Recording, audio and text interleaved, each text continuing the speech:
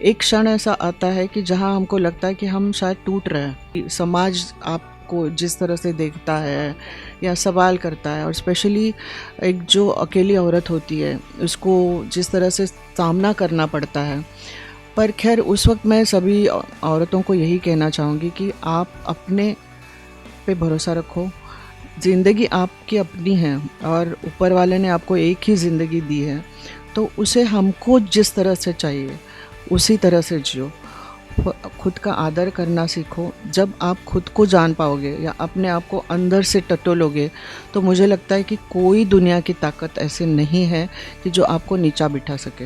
हर एक औरत के ज़िंदगी में कुछ न कुछ ऐसे काले क्षण होते हैं और जिसका सामना उसे करना पड़ता है, पर टूटिएगा नहीं, बिल्कुल बिल्कुल डट के खड़े रहेगा कि हम भी एक नारी शक्ति है।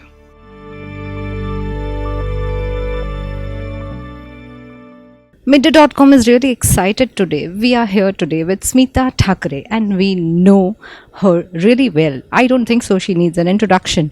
Welcome. नमस्कार। So, Smita ji, my first question to you is this foundation. It's there since 97 और बहुत कुछ काम आपने किया है, कुछ काम है जिसकी बात हुई है और बहुत कुछ काम साइलेंटली आप करते गए हैं। एक नींव जो 97 में रखी गई वो काफ़ी आगे बढ़ी। क्या क्या काम हुआ है, क्या क्या काम आप आगे करना चाहते हैं, अगर उसके बारे में बात करें।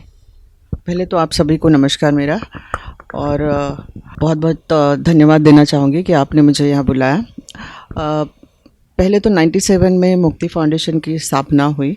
उसके पहले ही थोड़ा सा मैं बचपन से काम करने में थोड़ा समाज सेवा कर रही थी, छोटी बहुत, कॉलेज के ज़माने से। तो एक थोड़ा अंदर से कहीं ना कहीं पैशन था कि मुझे कहीं ना कहीं समाज के लिए कुछ करती हूँ तो मुझे खुशी मिलती है।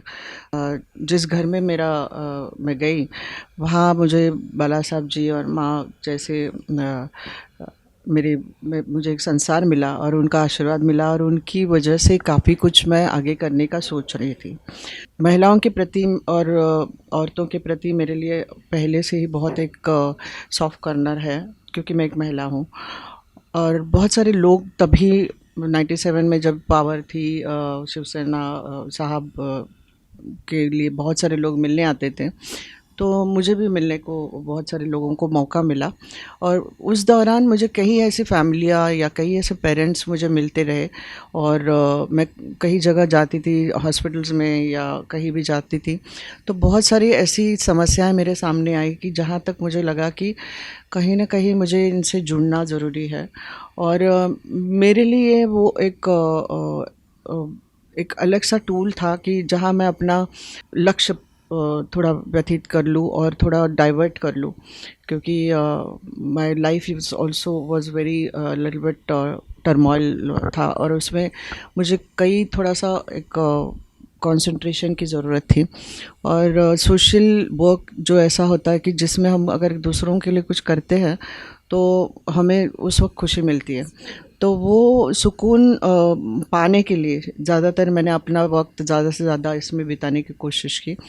और मैंने जाके मेरे ससुर जी को, साहब को बताया कि मुझे इसमें कुछ और काम करना है। तो साहब ने बोला कि बस अब तुमको सोचना नहीं है, तुमको एक थोड़ा प्लेटफॉर्म क्रिएट करना है।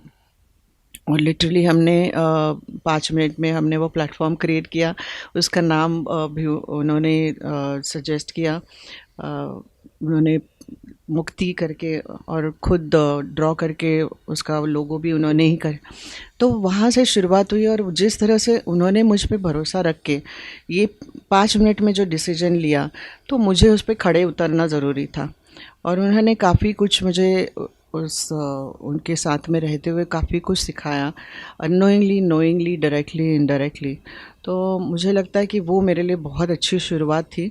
और बस उस वक्त एक जुनून लेके मैंने काम करना शुरू किया उसमें, और मुझे खुद को नहीं पता कि मैं जब अकेली मैंने ये फाउंडेशन शुरू किया, और आज फाउंडेशन के साथ कई सारे लोग जुड़े हुए हैं। तो मुझे लगता है कि अगर आप अच्छा काम करते रहोगे, लोग भी जुड़ते जाते हैं। 8 मार्च आ रही है अब कुछ ही दिनों में, आप एक बहुत स्पेशल इवेंट करने वाली हैं, उस इवेंट के बारे में अगर आप कुछ बताएं तो that will be wonderful. Women's day पे काफ़ी कुछ करने की कोशिश करते हैं महिलाओं के साथ। हर साल कुछ ना कुछ नया हम लोग करने की कोशिश करते हैं, पर इस साल हम एक ऑफ कोर्स महिलाओं को अवार्ड्स दे रहे हैं। और पिछली बार हमने महिलाओं के कारकिर्द का, उनकी जर्नी के लिए लोगों तक पहुँचे वो कॉन्क्लेव किया था। इस साल हमने सोचा कि हम अवार्ड्स इसलिए करें कि बहुत सारी महिलाएं जो हैं वो उनके क्षेत्र में काफ़ी अच्छा काम करती है, पर क्षेत्र में उनके काम करने से मीन्स या नौकरी करने से या कोई भी हुद्दे पे रहने के बावजूद भी वो समाज सेवा के लिए कुछ अपना वक्त निकालती है। और ऐसी महिलाओं को हमने चुना है कि जो एक हुद्दे पे भी है पर उन्होंने समाज के लिए भी बहुत अच्छा काम किया है। तो मुझे लगता है कि मैं अगर अपने आप को देखूँ, मैं एक फ़िल्म प्रोड्यूसर हूँ या मैं बाकी फ़िल्में बनाती हूँ, टीवी के लिए काम करती हूँ, दूसरे बिज़नेस भी है मेरे। पर जहाँ तक मेरा सवाल है, ऐसे कई सारी महिलाएं होती है कि जो करना चाहती है, और वो मैं उन्हीं महिलाओं को लेके यहाँ मेरे फाउंडेशन में कहती हूँ कि आपको अगर ज़रा से भी इच्छा हो कुछ करने की तो आप मुझे आइए, हमारे पास बहुत सारा काम है, हम लोग बहुत सारी चीज़ें कर सकते हैं साथ में। तो ऐसे महिलाओं का सम्मान करना जा रही हूँ। और हमारे मुख्यमंत्री जी श्री एकनाथ राव शिंदे जी ने एग्री किया है और वो चीफ गेस्ट के तौर पे यहाँ आ रहे हैं, जो कि मैं समझती हूँ कि वो महिलाओं के लिए बहुत अच्छा काम कर रहे हैं। और जो भी धोरण मोदी जी का है अभी, उनको साथ में लेके आगे जाके वो लेके जा रहे हैं। उन्होंने भी जो भी महिला और बाल विकास के लिए जो काम किया है वो मुद्दे नज़र रखते हुए मैंने सोचा कि अगर ऐसे महिलाओं को जो हम पुरस्कृत किए जा रहे हैं उनके सामने अगर उनके विचार रखें तो वो उनको और प्रोत्साहित होते हैं। दूसरे हमने एक वीरांगना को हम फेलिसिटेट करें, जिन वीर पत्नियां जो जिनके उनको हम फाउंडेशन के तहत कुछ न कुछ छोटी बहुत एक, हाँ, आर्मी वाइफ्स की, उनको थोड़ा बहुत हमारे फाउंडेशन की तरफ से कुछ मदद कर रहे हैं। पर वीर सेना फाउंडेशन, ये फाउंडेशन के साथ हमने एक कोलैबोरेशन, बहुत लॉन्ग जर्नी तय की है, जिसमें कई सारे हमने प्रोग्राम हाथ में लिए हैं। अभी अगला प्रोग्राम हम सोच रहे हो कि बॉर्डर पे जाके उनके लिए कुछ संगीत का प्रोग्राम करें। फिर परमवीर चक्र जिनको मिला है उनके भी हम कई बार यूथ को शायद थोड़ा सा अपने व्यस्त जीवन की वजह से कुछ याद नहीं रहता, तो हम बाकायदा थोड़ी बहुत कोशिश करना चाहेंगे कि लोगों को ये समझना ज़रूरी है कि हम जो है वो इन्हीं की वजह से है, और इनका जो त्याग है, और ऐसी महिलाएं हैं जो अपने पति को भेजती है, अपने बच्चे को भेजती है, तो ये सब जो रियलिटी या अवेयरनेस जो होना है, इसके लिए हमने ये प्रोग्राम हाथ में लिया है। तो मेरे ख्याल से उसमें जो महिलाएं हैं उनको ज़्यादातर सुदृढ़ कैसे करें, या उनको बहुत ज़रूरी है कि हमारे जैसे फाउंडेशंस या आम जनता भी उनके लिए कुछ ना कुछ करती रहे, ताकि उनको भी एक हौसला मिलना चाहिए। कई बार ऐसा होता है कि वो अकेली अपने कंधे पे जब पूरा भार संभालती है अपने पति जाने के बाद, तो बहुत मुश्किल होता है। तो ये सब चीज़ें शायद लोगों तक अवेयर करना बहुत ज़रूरी है, और हमारी फाउंडेशन थोड़ा बहुत उसका प्रयास कर रही है। एंटरटेनमेंट के क्षेत्र की बात करें तो आप एज ए प्रोड्यूसर कैसी चीज़ों पे फोकस कर रही है? अब तो OTT के भी बहुत सारे प्लेटफॉर्म्स हो गए। Are you looking in that direction and what are your plans? Now OTT option is there for all of us. I don't know whether it is a right thing to say, but COVID has really changed a lot of scenarios. In fact, people have got a lot of content now, and there is a lot of bonding which happens because of OTT, family bonding, where you can just go and sit with your family and watch really good content.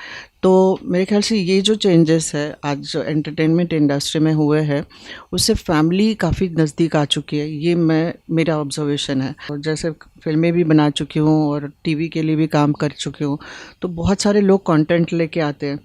मैं वही कहना चाहती हूँ, जो भी महिलाएं आती है, नारियाँ आती है, उनको या स्टूडेंट्स आती है, उनको मैं यही कहती हूँ कि आपके जितने भी विचार है जो शायद महिलाओं को कहीं ना कहीं प्रोत्साहित करती है, या उनके इश्यूज़ है, या हम लोग प्रीच नहीं करना चाहते, पर एक एंटरटेनमेंट के ज़रिए अगर हम किसी को थोड़ा अवेयर करें या एक्टिवेट करें या उन पे कुछ चेतना डालें अपने मैसेज से, तो ऐसे सब्जेक्ट्स लेके आइए। और वो शायद मैं उसके भले शॉर्ट फिल्म हो या शायद वेब सीरीज़ हो, जो भी फॉर्मेट में हम अगर उसको बना पाएंगे, उसको हम लोग प्लेटफॉर्म तक लेके जाएंगे। हम लोग गवर्नमेंट की भी हेल्प लेंगे। ऑलरेडी मैंने मिनिस्टर से भी इसके लिए बात कर ली है, तो उन्होंने कहा है कि अच्छे सामाजिक प्रश्नों को लेके अगर आप करोगे तो क्यों नहीं, हम लोग भी अपना साथ देंगे। तो मेरे ख्याल से ये बहुत अच्छी बात होगी। और एंटरटेनमेंट इंडस्ट्री ऐसी है कि इसे हम बहुत जल्द अपने मैसेजेस फॉरवर्ड कर सकते हैं, स्प्रेड कर सकते हैं। तो खैर मैंने ये सोच के ये सब थोड़ी सी प्लानिंग की है शॉर्ट फिल्म्स की, और फेस्टिवल्स करने की सोची है। हमने आपके काम के बारे में तो बहुत बातें कर ली, मुझे आपसे ये पूछना है एज ए वुमन, जब मुझे पता चला कि मुझे आपसे मिलना है तो I also had lot of things in my mind, I thought of lot of things through what you would have gone, the way you stood up. एक ऐसे परिवार में होना जहाँ पे इतने प्रभावी पुरुष थे और वहाँ पर रहकर खुद की पहचान बनानी, जहाँ आपको उनका सपोर्ट भी मिला, स्पेशली अगर हम बाला साहब की बात करें तो। लेकिन एक एक वो हमेशा होता है ना कि एक पहचान जो खुद की हो, बस खुद की। तो उसके लिए स्मिता ठाकरे को अपनी जर्नी में जो संघर्ष आया, वो अगर उसके बारे में अगर आप कुछ कहें तो आई एम श्योर कि बहुत सारी औरतें जो शायद ऐसे इन्फ्लुएंशियल फैमिलीज़ में हैं या ऐसे इन्फ्लुएंशियल लोगों से कनेक्टेड हैं, उनको इंस्पिरेशन मिलेगी कि वो खुद का रास्ता कैसे बनाए। मैं कोई अलग नहीं हूँ, ऐसे बहुत सारी औरतें अच्छे परिवार से या नॉर्मल परिवार से आके भी बहुत अच्छा अच्छा काम करके बहुत बड़ी बन जाती है। पर यहाँ मैं कहना चाहूँगी, सबसे बड़ा श्रेय मैं अपने माँ और पिताजी को देना चाहूँगी, क्योंकि उन्होंने हमको जिस तरह से शिक्षण दिया, उनकी परिस्थिति हमारी इतनी अच्छी नहीं थी, फिर भी उन्होंने प्राधान्य हमको शिक्षित किया, हर तरह का शिक्षण दिया हमको, ताकि हमको उस वक्त हमारी सोच इतनी नहीं थी कि हम हमारे पीछे क्यों इतना लगते हैं, इतना शिक्षण, वो एजुकेशन। इनफैक्ट मेरे माँ और पिताजी, जब मैं बीएससी में जा रही थी, तभी उन्होंने मुझे एक बार बुला के सिर्फ इतना कहा कि हमारे फैमिली में किसी को फर्स्ट क्लास नहीं मिला है। तो खैर मैं बहुत कुछ इतना ब्राइट स्टूडेंट नहीं थी, पर मेरे लिए वो बहुत ही एक अहम बात थी, चैलेंज था मेरे लिए। और मुझे लगा कि उस वक्त मैं शायद इस चीज़ से मैं उनको खुशी दे पाऊँगी। तो बहुत बहुत मेहनत की, और ऊपर वाले की दया से उस वक्त मैं बीएससी ऑनर्स में मुझे पदवी मिल गई। तो मेरे लिए वो क्षण मेरे बहुत ही बढ़िया था। तो खैर उनकी अपेक्षाएं भी बढ़ती गई, फिर उनको लगा कि ये इसमें कुछ काबिलियत है। और कॉलेज में होने के बाद पर मेरी एक इच्छा यही रही है कि मैं शायद अपने माँ बाप को कहीं ना कहीं फाइनेंशियल हेल्प करूँ। तो उन्होंने बहुत फोर्स किया कि एमएससी करो आप बीएससी के बाद, पर मैंने अपनी नौकरी पकड़ ली, और फिर वहाँ से मैंने अपनी जर्नी शुरू की, कि जहाँ मुझे लगा कि भले छोटा सा पैसा हो, पर मैं वो खुशी देना चाहती थी उनके, कि मैं खुद छोटा सा पैसा लेके घर संसार में हाथ बार दे रही हूँ। तो खैर ये सब संस्कार थे, और यही संस्कारों की वजह से शायद जितनी भी कठिनाइयाँ आई मेरे जीवन में या उतार चढ़ाव आए, उसका सामना करने की शक्ति केवल उनके आशीर्वाद से मिली मुझे। उसके बाद में एक जो घर मिला जिसमें बहुत ही दो अच्छे इंसान थे, और इतना अच्छा सपोर्ट, प्यार, उसमें कई सारी चीज़ें छुपी है जो मैं शायद कहने के काबिल नहीं हूँ। पर उन्होंने जिस तरह से मुझे सपोर्ट किया, कोई भी ऊपर उतार चढ़ाव आए हैं, और वहाँ मैं सीखने के बाद जो भी मुझे लगता है कि एक क्षण ऐसा आता है कि जहाँ हमको लगता है कि हम शायद टूट रहे हैं। जो भी हम आपकी पर्सनल प्रॉब्लम्स हो, या जो भी समाज आपको जिस तरह से देखता है या सवाल करता है, और स्पेशली एक जो अकेली औरत होती है उसको जिस तरह से सामना करना पड़ता है, पर खैर उस वक्त मैं सभी औरतों को यही कहना चाहूँगी कि आप अपने पे भरोसा रखो। समाज तो आज बात करेगा, कल चुप बैठेगा, और अगर ज़िंदगी आपकी अपनी है और ऊपर वाले ने आपको एक ही ज़िंदगी दी है, तो उसे हमको जिस तरह से चाहिए उसी तरह से जियो। खुद का आदर करना सीखो। जब आप खुद को जान पाओगे या अपने आप को अंदर से टटोलोगे, तो मुझे लगता है कि कोई दुनिया की ताकत ऐसे नहीं है कि जो आपको नीचा बिठा सके। मेरे ख्याल से यही शक्ति हमने इस्तेमाल की है। मैंने थोड़ा सा स्पिरिचुअलिटी का भी रास्ता अपनाया, जो कि मैं ऊपर वाले पे बहुत भरोसा रखती हूँ, और शायद इसी की वजह से मुझे अच्छे अच्छे लोग मेरे ज़िंदगी में इर्द गिर्द मिले हैं, और अच्छा काम करने की प्रोत्साहन ना मिली, अच्छा काम करती आ रही हूँ ऐसा मुझे लग रहा है। तो मेरे ख्याल से ये सब शक्तियाँ मुझे इर्द गिर्द है। माता की शक्ति है, गणपति बापा की है। तो यही सब होता है कि कहीं ना कहीं आप विश्वास रखो। अगर थोड़ा सा कुछ नहीं हो तो टूट मत जाना। मेरे ख्याल से वही आप अपना एनर्जी का स्रोत बनाओ, उसी को आप चैलेंज समझ के आप अपने आप को आगे जाके किस तरह से तराशते हो ना, वही में ज़िंदगी है, उसी में ज़िंदगी है। औरत की हो और मर्द की हो, पर मेरे ख्याल से ये सब चीज़ें औरत को ज़्यादा झेलनी पड़ती है, और स्पेशली सिंगल वुमेन।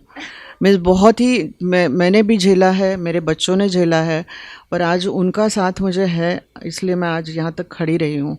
क्योंकि ये सब चीज़ें शायद कोई कह ना पाएंगे, पर हर एक औरत के ज़िंदगी में कुछ न कुछ ऐसे काले क्षण होते हैं, और जिसका सामना उसे करना पड़ता है। पर टूटेगा नहीं, बिल्कुल बिल्कुल डट के खड़े रहेगा कि हम भी एक नारी शक्ति है।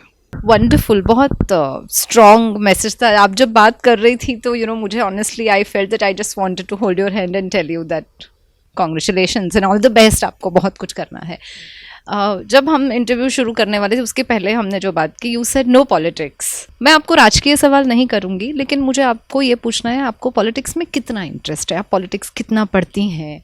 कितनी जो भी बातें होती हैं पॉलिटिक्स की, सीरियस, गॉसिप, एनीथिंग, वो आपको कितना टेम्प्ट करती है, या आप जल कमलवत हो चुकी हैं ये पूरी चीज़ से? पॉलिटिक्स या राजनीति, जो भी मैंने, क्योंकि जो पॉलिटिक्स या राजनीति देखी है वो सिर्फ साहब से देखी है, और साहब ने कभी राजनीति की नहीं। तो मुझे अगर कल उठ के पॉलिटिक्स में जाना भी है, तो मैं वही सोचूंगी कि जो ट्रांसपेरेंट रहूँ, जो मेरे दिल में है मैं वो बात करूँ।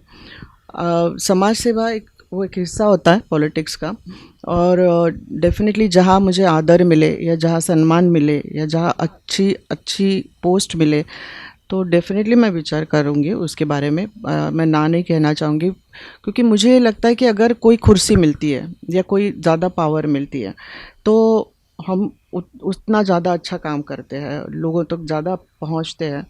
और क्यों नहीं, अगर मैं महिलाओं की एक आवाज़ बन सकती हूँ और महिलाओं के लिए कुछ अभी आज भी कर रही हूँ, तो कल उठ के मुझे और भी कुछ करने का मौका मिलेगा, और मैं ज़्यादा से ज़्यादा पहुँचूँगी।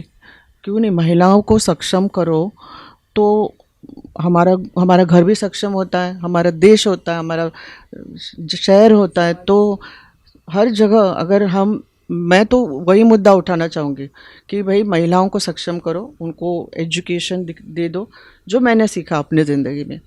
मेरे ख्याल से उसमें कोई गलत नहीं है, और ज़्यादा से ज़्यादा मेरे ख्याल से आज 4 लाख महिला ऑलरेडी हैं राजनीति में। ज़्यादा से ज़्यादा महिलाओं को आना चाहिए।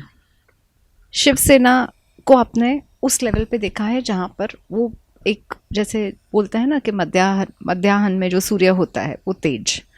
अब कुछ बहुत परिस्थिति बदल चुकी है। कुछ दिन पहले अखबारों में इस चीज़ की चर्चा थी, खबरों में, कि when you were seen in Shinde sir's event, तो ये जो बातें होती हैं, you don't make very underline political statements, you do what you are doing, आप वही कर रही हैं जो आपको करना है। तो ये जो बदलाव आए हैं उनको लेकर if you can say, and when ये जब चर्चा हुई कि अरे आप वहाँ दिखी शिंदे जी के इवेंट में, तो उसको लेकर आप कुछ कहना चाहेंगी प्लीज़? एकनाथ जी को मैंने जैसे काफ़ी सालों से हम देखते आए हैं, उनका काम देखते आए हैं, और मुझे याद है कि साहब भी अगर ज़रा भी कुछ ऐसे कुछ होते हैं ना जो खंडे होते हैं, उसमें से एकनाथ जी एक थे। और कुछ भी अगर कहीं हुआ तो उनमें से एक नाथ जी को भी फ़ोन जाता था कि भाई ये ऐसा ऐसा करना है। तो एक मैंने काफ़ी नज़दीक से देखा है उनको। और दूसरी बात ये है कि मैं जब शिवसेना में मीन्स मैं उस घर की बहू हूँ या समाज सेवा करी, पर मैंने कभी ऐसे पक्ष में कोई काम नहीं किया, पॉलिटिक्स में कभी मैंने एंटर नहीं किया। मुझे बहुत इज्जत देके, आदर देके मुझे वहाँ रैली में बुलाया, और मुझे खुद को या पता नहीं था कि वो स्टेज पे भी बुलाएंगे। खैर, एक अच्छा इंसान, एक अच्छा कार्यकर्ता, एक अच्छा व्यक्ति और एक अच्छा सोच विचार रखने वाला, जो साहब के विचारों को, साहब को मानने वाला इंसान अगर मुझे आदर से बुला रहा है और आज वो एक पद पे बैठा है, तो मैं क्यों ना जाऊं।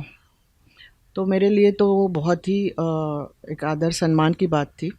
और आज मैं यही कहूँगी कि उनका जब कार्य देखती हूँ, मैं बहुत क्लोजली उनको ऑब्ज़र्व करती हूँ कि वो क्या-क्या काम करते हैं। आज उनके लोग मेरे से रोज़ हमारी बातें होती है कि साहब ने, मैंने स्पेशली आज अभी पूछा कि महिलाओं का एक मुझे वो, तो जिस तरह से लिस्ट मुझे मिली है उन्होंने क्या-क्या काम किए हैं, तो काबिले तारीफ़ है। ऐसे नहीं कि मैं उनको खामखा तारीफ़ करती हूँ क्योंकि आज वो सीएम हैं, पर जो है वो है, वो बोलने में मुझे कोई डर नहीं है। बस ऐसे ऐसे काम करने वाले लोग देख के हमारा भी सीना तान होता है। उसमें राज्य का भला होता है, देश का भला होता है। बस मैं तो यही कहूँगी कि मैं जो कि उन्होंने मुझे सम्मान दिया, मैं उनके साथ हूँ। अगर आपको महाराष्ट्र का सीएम बनाया जाए तो एक hypothetical situation, what are the 5 things that you will do? तो हैं, तो के बाद की बात है, पर मुझे लगता है कि उस परिस्थिति में जब अगर ये चीज़ होगा या होगी, तो पहली बात तो ये है कि मेरा मुद्दा सिर्फ महिलाओं के प्रति ज़्यादा रहेगा। शायद बायस होगा मैं, होगा, पर हाँ, पर अपने महाराष्ट्र के प्रति जो भी उस वक्त कर सकती हूँ, क्योंकि आज मेरे ख्याल से हर चीज़ आपको काम करके दिखानी पड़ती है, और वो दिखाने की कोशिश करूँगी, दिखाने के इन द सेंस काम करके दिखाऊँगी। हाँ, तो मेरे ख्याल से एजुकेशन पे ज़्यादा ध्यान देना है उस वक्त, और बहुत सारे रोज़गार, मिस हमारे राज्य में रोज़गार की कमी है, उनको क्रिएट करना। आजकल रोज़गार को अगर, हाँ, जॉब क्रिएशन वो बहुत ज़रूरी है ताकि वो कहीं बाहर ना भटके या यूथ कहीं ख़राब ना हो जाए। तो ये सब अगर उनको कुछ करने की ताकत मिली और करने का मौका मिले, उनमें है ताकत, पर उनको शायद मौका नहीं मिलता, तो वो मौका उनको मिलना चाहिए। We are very happy that हमने आपसे बात की and thank you very much, it was lovely talking to you. Thanks. Subscribe to Midday India. Get direct notifications on all our videos by clicking on the bell icon.